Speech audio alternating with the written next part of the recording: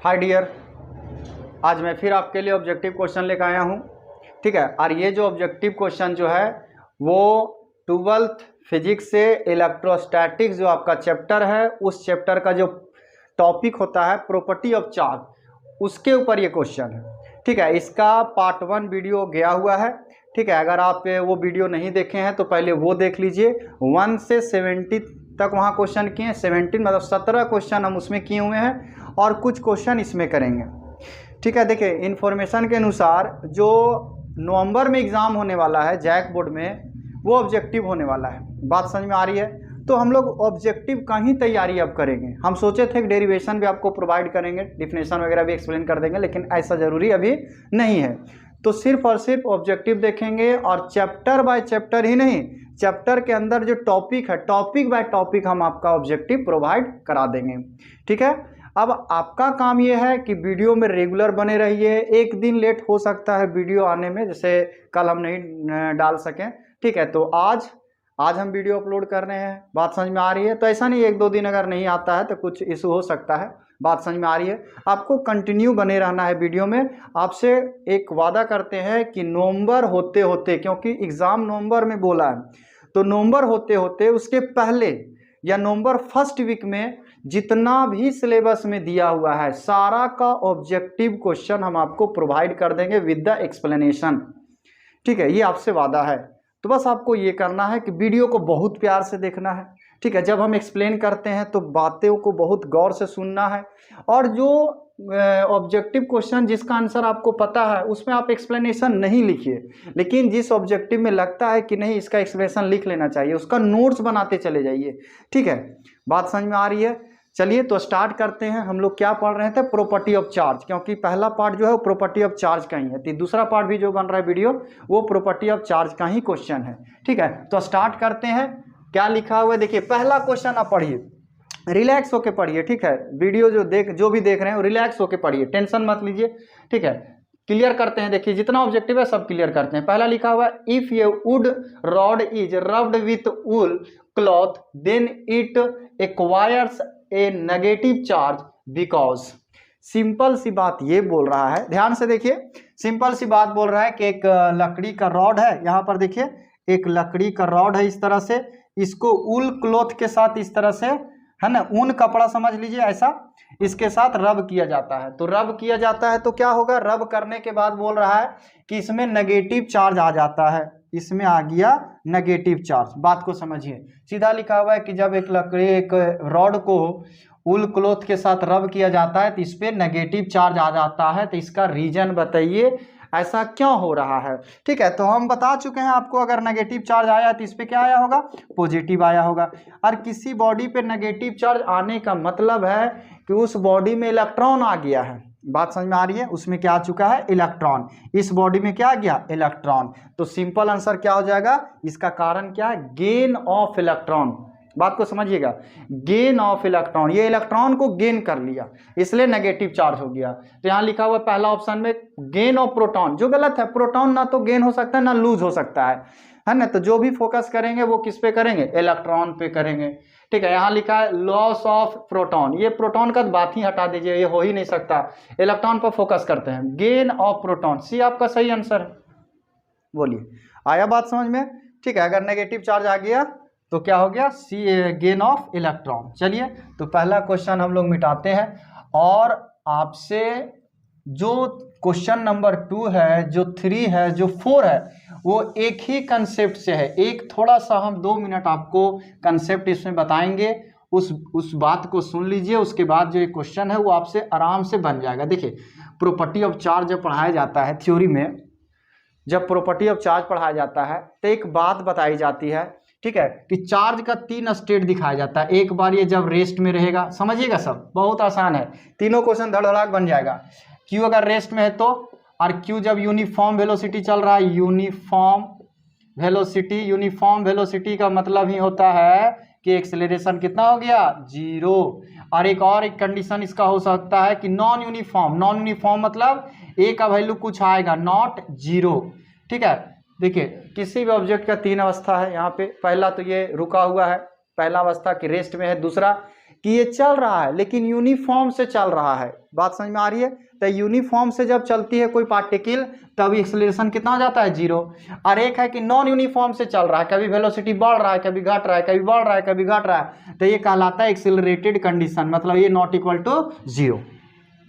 तो property of charge जब आप पढ़िएगा तो उसी में ये बात बताई जाती है कि जब बॉडी रेस्ट में रहती है, चार्ज जब रेस्ट में रहती है तो ये एक तरह का इलेक्ट्रिक फील्ड प्रोड्यूस करती है, ओनली इलेक्ट्रिक फील्ड प्रोड्यूस करती है। याद रखिए, जब भी चार्ज रेस्ट में रहेगा, चार्ज जब भी रेस्ट में रहेगा तो सिर्फ और सिर्फ इलेक्ट्रिक फील्ड प्रोड्यूस करेगा। रेस्ट में रहेगा तो electric field, only electric field. जब यूनिफॉर्म मोशन करेगा, यूनिफॉर्म वेलोसिटी से चल रहा है, यूनिफॉर्म स्पीड से चल रहा है, तब यूनिफॉर्म जब रहेगा, जब एक्सेलरेशन 0 रहेगा, तब ये जो चार्ज है वो इलेक्ट्रिक फील्ड प्रोड्यूस करती है एंड मैग्नेटिक फील्ड प्रोड्यूस करती है। बात समझ में आ रही है? Electric field and magnetic field. और तीसरा जो स्टेट है उसमें ये बताया जाता है कि जब चार्ज एक्सेलरेटेड या डीएक्सेलरेटेड होती है या तो रिटार्डेड होती है। बात समझ में आ रही है? दैट मीन्स कि या तो चार्ज जो है वो एक्सेलरेट कंडीशन में है या डी एक्सेलरेट कंडीशन में है। उस केस में इलेक्ट्रिक फील्ड प्रोड्यूस करती है, मैग्नेटिक फील्ड प्रोड्यूस करती है, एंड करके लिखेंगे, एंड मैग्नेटिक फील्ड प्रोड्यूस करती है। देखिएगा, और रेडिएट एनर्जी, कॉमा कर लेते हैं, electric field, magnetic field and radiate energy. अगर ये तीनों बात आपको क्लियर है तो लगातार तीनों धड़ाधड़ क्वेश्चन बनेगा, 3 के 3। रेस्ट में रहेगा तो सिर्फ इलेक्ट्रिक फील्ड, यूनिफॉर्म मोशन करेगा तो electric field, magnetic field, accelerated condition में रहेगा तो electric field, magnetic field, radiate energy. चलिए क्वेश्चन करते हैं, क्वेश्चन अटेंड करते हैं। अगर ये बात आपको क्लियर है तो देखिए क्वेश्चन आपसे बन जाएगा। सिंपल सी बात है। देखिए यहाँ पे पहला क्वेश्चन क्या लिखा है, पढ़िए तो पहला क्वेश्चन। ये स्टेशनरी इलेक्ट्रिक चार्ज प्रोड्यूसेस, रुका हुआ चार्ज क्या प्रोड्यूस करता है? Electric field. कहाँ लिखा हुआ? Only electric field, only magnetic field, both electric field, magnetic field, none of these. तो आंसर कौन हो गया? Only electric field, only electric field produce करेगा। तीसरा नंबर देखते हैं question. If electric charge moving with uniform velocity then it produce, अगर कोई चार्ज यूनिफॉर्म मोशन से चल रही है तो ये क्या प्रोड्यूस करेगा? क्या प्रोड्यूस करेगा बताइए? Electric field and magnetic field. किधर है? सी में आप देखिए आंसर, सी में क्या लिखा हुआ है? Both electric field and magnetic field. अब आते हैं फोर्थ नंबर क्वेश्चन में। फोर्थ में क्या लिखा हुआ है? एन एक्सेलरेटेड और रिटार्डेड चार्ज प्रोड्यूस। ठीक है, एक्सेलरेटेड चार्ज क्या प्रोड्यूस करेगा? Electric field, magnetic field and radiate energy. Electric field, magnetic field किधर है? एक बार भेटा जाए। देखिए डी में है, डी में देखिए लिखा हुआ है electric field, magnetic field and radiate energy. तो आपका आंसर हो गया डी। ठीक है, अब एक और नया क्वेश्चन, जो 5वां नंबर क्वेश्चन है, आप ध्यान से देखिए। जो 5वां नंबर क्वेश्चन है उस क्वेश्चन को करने के लिए आपको एक छोटा सा कंसेप्ट बताते हैं। जो भी है इस बताया जाता है, प्रॉपर्टी ऑफ चार्ज का ही क्वेश्चन कर रहे हैं। अभी तक जितना हम लोग क्वेश्चन कर रहे हैं वो प्रॉपर्टी ऑफ चार्ज का क्वेश्चन कर रहे हैं। अभी कूलम्ब्स लॉ में गए नहीं है हम लोग, कल कूलम्ब्स लॉ में जाएंगे। कूलम्ब्स लॉ का क्वेश्चन और भी अच्छा होगा, टेंशन नहीं लीजिए, एक भी क्वेश्चन नहीं छूटेगा कूलम्ब्स लॉ का। ठीक है, देखिए 5वां क्वेश्चन करने के पहले आपको बस एक बात बता दें कि देखिए अगर कोई चार्ज रेस्ट में है, मान लेते हैं कोई चार्ज रेस्ट में और इसका वैल्यू अगर 10 कूलम है, ऐसा दिया हुआ है कि चार्ज रेस्ट में है और वैल्यू कितना है? 10 कूलम। ठीक है, तो आप इसको जब मोशन में ले आइएगा, जब इसको मूव करा दीजिएगा, वेलोसिटी जब दे दीजिएगा इसको, जैसे मान लीजिए अभी इसका वेलोसिटी u = 0 है, तब वैल्यू कितना हो गया? 10 कूलम। अब कोई चार्ज को लिया, थ्रो कर दिया, थ्रो करने का मतलब इसमें एक वेलोसिटी आ गया 10 metre per second, 20 metre per second, चाहे जो भी वैल्यू आ गया, उसके बाद अगर आपसे चार्ज पूछेगा नहीं तो आप सीधे बोल दीजिए 10 कूलम, सीधे बोल दीजिए 10 कूलम। चार्ज चाहे रेस्ट में हो या मोशन में हो, चार्ज का वैल्यू नहीं बदलता। इनवेरिएंस ऑफ चार्ज आप पढ़े होंगे थ्योरी में, इनवेरिएंस ऑफ चार्ज। तो यहाँ पे जब हम क्वेश्चन पढ़ेंगे देखिए क्या लिखा हुआ है? An electron at rest has a charge of 1.6 into 10⁻⁻19 coulomb. मतलब एक इलेक्ट्रॉन है, इस पे चार्ज है 1.6 into 10⁻⁻19 coulomb. An electron at rest, एक इलेक्ट्रॉन है जो रेस्ट में है तो इसके ऊपर चार्ज इतना है। बात समझिएगा। It starts moving with a velocity 3 into 10⁸ metre per second.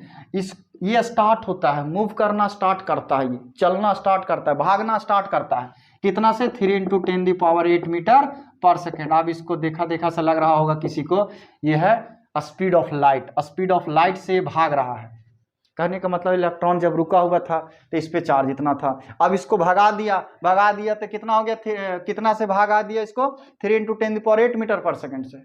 तो पूछ रहा है कि अब बताइए इसका चार्ज कितना हो गया होगा, then new charge on it is, इस पे न्यू चार्ज कितना होगा अभी तो बताएं। रेस्ट में हो जो वैल्यू होगा, मोशन में होगा वही वैल्यू होगा, चाहे फिर जो वेलोसिटी तुम उसको प्रोवाइड कर दीजिए।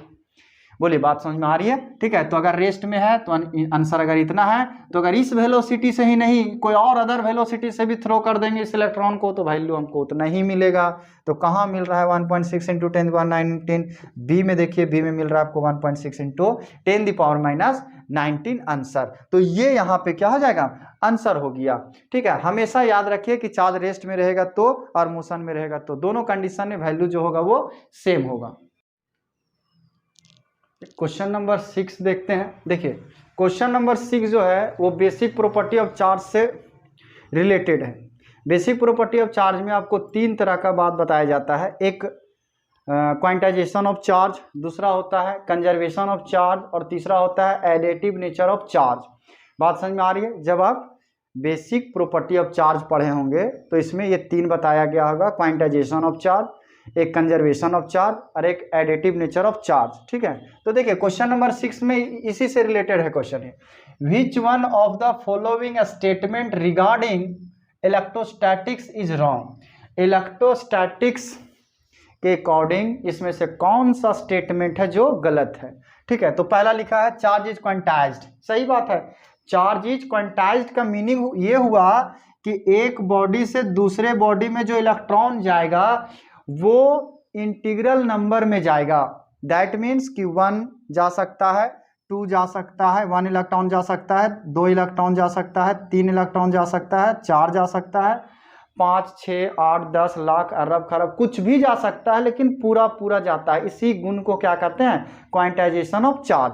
ये तो सही है ना, ये हमको बताया गया है कि चार्ज इज क्वांटाइज्ड। दूसरा होता है ना, दूसरा बोलता है चार्ज इज कंजर्व, सही बात है, बताया गया होगा थ्योरी में कि किसी भी आइसोलेटेड सिस्टम के अंदर चार्ज क्या होता है, कंजर्व होता है। ना तो चार्ज को हम क्रिएट कर सकते हैं ना ही डिस्ट्रॉयड कर सकते हैं, तो ये भी सही है, बी भी सही, हमको गलत चुनना है। तीसरा बोलता है charge is additive nature, charge को जोड़ घटा सकते हैं, सही बात है, चार्ज को जोड़ भी सकते हैं घटा भी सकते हैं। पांचवा पढ़ते हैं, a stationary charge produce both electric field and magnetic field. सोचिए, बोल रहा है कि एक स्टेशनरी चार्ज है, रेस्ट में है चार्ज, और वो चार्ज इलेक्ट्रिक फील्ड प्रोड्यूस करेगा और मैग्नेटिक फील्ड प्रोड्यूस करेगा, जबकि ये क्या है, गलत है। तो आपका आंसर इसमें कौन हो गया, डी। डी आपका करेक्ट आंसर हो गया। हम लोग को गलत चुनना था इसमें कि कौन सा गलत है, तो ये हो गया आपका डी, जो ऑप्शन है वो गलत दिया हुआ है। ठीक है, तो इसको चलिए मिटाते हैं और आगे हम लोग बढ़ते हैं। नेक्स्ट जो आपका क्वेश्चन है वो डिस्ट्रीब्यूशन ऑफ चार्ज से है। डिस्ट्रीब्यूशन ऑफ चार्ज जब पढ़े होंगे तो 3 तरह का बात बताया जाता है। डिस्ट्रीब्यूशन में 3 तरह का, पहला हो गया लीनियर चार्ज डेंसिटी, दूसरा हो गया सरफेस चार्ज डेंसिटी और तीसरा हो गया वॉल्यूम चार्ज डेंसिटी। तो लीनियर चार्ज डेंसिटी का जो फॉर्मूला होता है वो होता है Q/L। क्या होता है, Q/L। सरफेस चार्ज डेंसिटी का होता है सिग्मा इक्वल टू Q/A और वॉल्यूम चार्ज डेंसिटी का फॉर्मूला होता है Q/V, ये होता है। अब एक बात समझिए, यहीं पर हम बात अगर करें कुछ, अगर इसका ऐसा यूनिट अगर देखना चाहें तो क्या हो जाएगा, यहाँ देखिए तो कूलाम पर मीटर, यहाँ क्या हो जाएगा कूलाम पर मीटर स्क्वायर, यहाँ क्या हो जाएगा कूलाम पर मीटर क्यूब, क्योंकि नीचे वॉल्यूम है पर मीटर क्यूब, यहाँ एरिया है तो पर मीटर स्क्वायर और लेंथ है तो पर मीटर, और ये कूलाम है, सेंटीमीटर में तो ऐसा कोई पढ़ेगा। ये हुआ ऐसा यूनिट, ये क्या हो गया इस सब का ऐसा यूनिट। अब अगर हम डायमेंशन फार्मूला लिखना चाहें, ध्यान से देखिएगा तीनों का डायमेंशन फार्मूला, तो चार्ज का होता है AT और L है नीचे तो ऊपर चला जाएगा तो हो जाएगा L के पावर -1। इसी तरह से AT L के पावर -2, इसी तरह से AT L के पावर -3। देखिए खत्म हो गया। है ना। लीनियर चार्ज डेंसिटी का फॉर्मूला ये रहा, एसआई यूनिट ये रहा, डायमेंशन फॉर्मूला ये रहा। सरफेस चार्ज डेंसिटी का फॉर्मूला ये, एसआई यूनिट ये, और ये dimension formula. Volume charge density का फॉर्मूला ये, एसआई यूनिट ये, डायमेंशन फॉर्मूला ये। अगर ये बात क्लियर है देखिए सब क्वेश्चन बन जाएगा। क्या बोल रहा है देखिए तो, which one of the following is wrong relation for charge density, इसमें से कौन सा रिलेशन गलत है चार्ज डेंसिटी के लिए। Q बाय एल सही है, Q बाय ए ये भी सही है, Q बाय V ये भी सही है। गलत कौन है, 1/2 mv स्क्वायर। 1/2 mv स्क्वायर किसका फॉर्मूला होता है, काइनेटिक एनर्जी का, गतिज ऊर्जा, उसका फॉर्मूला होता है 1/2 mv स्क्वायर। तो आंसर कौन सा होगा, ये वाला आंसर होगा आपको, ठीक है। आपका आंसर क्या होगा, डी, ठीक है। क्योंकि हमको यहाँ गलत चुनना था कि कौन सा गलत है, तो गलत डी है। हाफ mv स्क्वायर कहाँ है, यहाँ पे हाफ mv स्क्वायर है ही नहीं, तो ये गलत हो गया। इस क्वेश्चन को देखिए 8 नंबर को आराम से बनेगा, ध्यान से देखिए। इसमें बोल रहा है, क्वेश्चन में बोल रहा है आपका, देखिए लिखा हुआ है which one of the following unit and dimension of linear charge density. Linear charge density पहला नंबर का यूनिट और डायमेंशन कौन है, तो ये हुआ यूनिट, ये हुआ डायमेंशन। लीनियर चार्ज डेंसिटी का यूनिट ये हुआ, डायमेंशन ये हुआ। ढूंढ लो कहाँ मिल रहा है, पहले में मिल रहा है, यही सही हो गया इसका आंसर, बात खत्म। तो ये हो गया आपका आंसर, बात समझ में आ रही है। अब जो क्वेश्चन नंबर 9 है वो एनसीईआरटी में दिया हुआ है, क्वेश्चन न्यूमेरिकल्स है। इस क्वेश्चन को आप देख लीजिए, हम इसको सॉल्व कर देते हैं, ठीक है। और एक बात आपको बताते हैं, थोड़ा सा समय दीजिएगा, मिटा लेने दीजिए। और बात ये है कि ये तो होगी आपका बोर्ड का तैयारी, ऑब्जेक्टिव क्वेश्चन ही जाएगा हर एक टॉपिक पर, वो बात क्लियर है। लेकिन न्यूमेरिकल भी टॉपिक बाय टॉपिक जाएगा। अगर आप इंटरेस्टेड हैं फ्यूचर में कुछ अच्छा करने के लिए फिजिक्स पेपर में, तो न्यूमेरिकल का वीडियो हम कल अपलोड करेंगे। न्यूमेरिकल टॉपिक बाय टॉपिक, पहले प्रॉपर्टी ऑफ चार्ज का न्यूमेरिकल खत्म करेंगे, बेसिक न्यूमेरिकल, हम ज़्यादा एडवांस का बात करेंगे नहीं, बस बेसिक, है ना। देखेंगे कि कितना फॉर्मेट का क्वेश्चन बनता है, ठीक है। तो न्यूमेरिकल का भी वीडियो जाएगा, न्यूमेरिकल लिखा रहेगा, आप उसको क्लिक करके देख सकते हैं, ठीक है। चलिए, ये क्योंकि ये न्यूमेरिकल है, ये एनसीईआरटी का क्वेश्चन में है, आंसर तो कुछ लड़का लोग याद रखा होगा, लेकिन ऐसा नहीं है, हम लोग सॉल्व करेंगे कि आखिर ये इसका आंसर क्या होगा। यहाँ लिखा हुआ है how many of electron in 1 coulomb of charge. 1 coulomb charge में कितना नंबर ऑफ इलेक्ट्रॉन होता है, तो देखिए Q का वैल्यू कितना दिया है 1 कूलम, E का वैल्यू हम लोग जानते हैं 1.6 × 10⁻⁹ कूलम, ऐसा। और हमको N निकालना है, तो देखिए अगर आपको N निकालना है, Q दिया है, E तो आप जानते हैं, तो लिखेंगे वी नो दैट, हम जानते हैं कि, ठीक है। जब आपको क्वांटाइजेशन ऑफ जब पढ़े होंगे आप लोग, क्वांटाइजेशन ऑफ चार्ज, तो एक फॉर्मूला पढ़ाया गया होगा, Q equal to plus minus n e, Q equal to plus minus n e, ये फॉर्मूला पढ़ाया गया होगा, बात समझ में आ रही है, ठीक है। तो हमको नंबर ऑफ इलेक्ट्रॉन निकालना है, तो नंबर ऑफ इलेक्ट्रॉन जो होगा वो प्लस में ही होगा, तो इस इक्वेशन को हम प्लस में ही ले लेते हैं। नंबर क्या आएगा, प्लस में ही आएगा, 1 2 3 4 10 20 जो भी आएगा प्लस में आएगा, इसलिए हम इक्वेशन को क्या में लिए, प्लस में। अब देखिए ध्यान से, यहाँ से हमको n निकालना है, तो n निकालना है तो n इक्वल टू हम लिख सकते हैं Q बाय E। अब ध्यान से देखिए, तो n इक्वल टू हो जाएगा, Q का वैल्यू है 1 और E का वैल्यू है 1.6 × 10⁻⁹, बात समझिए। ऊपर भी कूलम, नीचे भी कूलम, तो कूलम से कूलम कट गया, ठीक है। अब हमको जो वैल्यू आएगा वो आंसर हो जाएगा। अब देखिए एक बात समझिएगा, यहाँ के बाद नहीं, सिर्फ गणित है, बेसिक गणित है, ठीक है। करेंगे क्या वो देखिए, बस कलम चलाना है। ये पॉइंट यहाँ पे है, ऊपर ले जाइए, तो ये 10 हो गया और नीचे हो गया 16, क्लियर है। ये माइनस में है, माइनस ये यहाँ पे, ऊपर जाएगा तो प्लस में हो जाएगा, 10⁻⁴ क्या हो जाएगा 19। अब यहाँ 19 है, 19 वाला 0 एक यहाँ ले आओ, समझो ये 19 है, एक 0 यहाँ ले आओ तो यहाँ 100 हो जाएगा।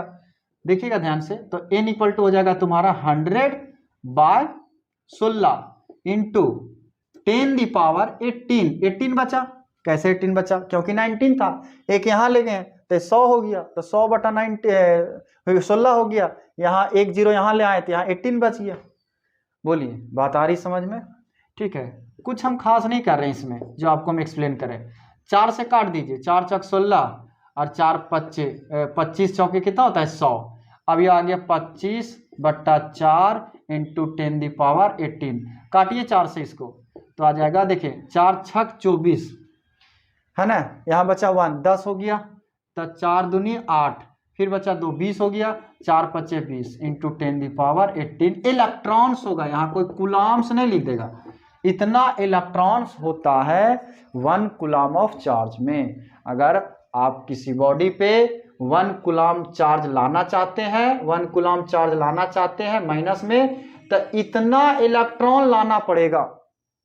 इसके यहाँ इतना इलेक्ट्रॉन 6.25 इंटू 10⁻18, अगर इतना इलेक्ट्रॉन किसी बॉडी में लाइएगा तब इस पे चार्ज जो डेवलप होगा वो 1 कूलम होगा। बात समझ में आ रही है? तो वो आंसर कहाँ पे है, ढूंढिए। 6 यहाँ माइनस में है, ये गलत हो गया, ये देखिए ये देखिए प्लस में है, तो ये हो गया आपका सही आंसर। ये 19 है, ये गलत हो जाएगा, ये भी गलत है, यहाँ माइनस में इसलिए ये गलत है। ये आप ध्यान में रखिएगा हमेशा, माइनस और प्लस को, प्लस में है आंसर में, प्लस में, यहाँ पावर में प्लस होना चाहिए। बात समझ में आ रही है? तो आज आपका प्रॉपर्टी ऑफ चार्ज का कंप्लीट हो गया ऑब्जेक्टिव। इसी के अंदर सवाल आएगा, इस बात का हम गारंटी लेते हैं। अगर प्रॉपर्टी ऑफ चार्ज का क्वेश्चन आया तो इसी से आएगा, इसी के अंदर। और आज तक जितना क्वेश्चन आया है वो इसी के अंदर आया हुआ है, जितना आपको पार्ट 1 और पार्ट 2 में बताया गया। एक भी क्वेश्चन इससे बाहर नहीं आया हुआ है, ठीक है। हम वो हर क्वेश्चन को टच कर रहे हैं, ठीक है। हम जो ऑब्जेक्टिव आपको करवा रहे हैं वो सिर्फ ये सोच के नहीं कि ये आपका नवंबर का एग्जाम जो होने वाला है वो निकल जाए। हम ये सोच के ऑब्जेक्टिव का जो प्रॉब्लम है वो सॉल्व करवा रहे हैं ताकि पूरा फिजिक्स का कंसेप्ट आपके दिमाग में घूमे। अगर प्रॉपर्टी ऑफ चार्ज का इतना क्वेश्चन आप कर लिए ना, तो जो आपका प्रॉपर्टी ऑफ चार्ज में जो भी कंसेप्ट बताया गया है थ्योरी में, वो सारा एक बार रिवीजन हो जाएगा, नोट्स पढ़ने की जरूरत नहीं है। एक बार अगर ये अच्छा से जितना क्वेश्चन बताएं वो सारा आप कंप्लीट कर लिए तो, ठीक है। इसके बाद नेक्स्ट वीडियो में हम लोग मिलेंगे जिसमें कूलम्स लॉ का ऑब्जेक्टिव स्टार्ट करेंगे और देखते हैं कि कूलम्स लॉ में क्वेश्चन कितना बनता है। उसमें तो लगता है 40 से पार ही जाएगा ऑब्जेक्टिव क्वेश्चन, ठीक है। उसके बाद जैसा मैंने आपसे वादा किया हूँ, है ना, कि जिस दिन objective topic by topic objective खत्म होगा उसके बाद इलेक्ट्रोस्टैटिक्स का सारा टॉपिक का VVI क्वेश्चन सिर्फ करेंगे। जैसे इसमें अभी हम लोग किए हैं 25-26 क्वेश्चन टोटल हो गया है, तो इसमें से 4-5 क्वेश्चन निचोड़ के निकाल लेंगे, है ना। तो उस तरह से हम लोग एक नया वीडियो बनाएंगे, वो एग्जाम के व्यू से बनाएंगे। इलेक्ट्रोस्टैटिक्स का पूरा एक वीडियो जो भी रहेगा 30-40 मिनट का, लेकिन वो निचोड़ रहेगा कि कौन कौन सवाल आता है, उसी को उसमें रिकॉर्ड करेंगे। बात समझ में आ रही है? तो आप अगर रेगुलर वीडियो में बने हैं, वीडियो से जुड़े हुए हैं, तो तैयारी बहुत आराम से हो जाएगा, ठीक है। चलिए, थैंक यू। फिर हम लोग नेक्स्ट वीडियो में मिलते हैं।